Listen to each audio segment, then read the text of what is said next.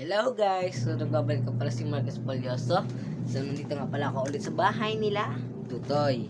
So, kung nandiyan kami, ito kami Yan. Yan kami, dito kami sa bahay nila, Tutoy. Ikutin natin ang bahay nila, Tutoy. Let's go! Ha? Ha? Ha? Ha? Ha? Ha? Ha?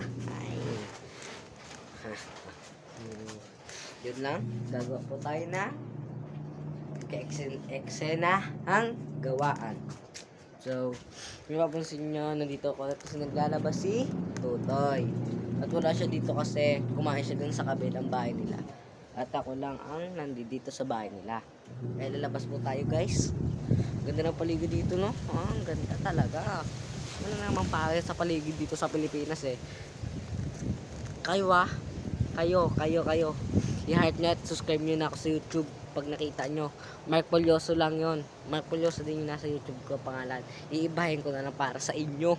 Anong gusto nyo? Kaya na, comment section na lang kung anong gusto nyo isulat ko doon sa na pangalan ko. Okay lang. Basta kung sino mauna sa inyo. Huwag naman sobrang marami Dapat ako lang. Sige, hintayin natin si Tutoy dito. Guys, hintayin natin si Tutoy dito. Kasing lalabas siya. Ang daming lalabahin mo. Ang lalabahin mo. Yan. Lalabahin niya yan. Ha? Ito. Yan. Lalabahin niya. Kita mo yan? Ha? Yan ang maraming ano doon. Ang daming nito doon. Wana. Bankers. Wonder. What the ginaga. Anong gusto niyong gawin ko dito? Kasi walang magawa dito Kakatapos ko lang mag-ML.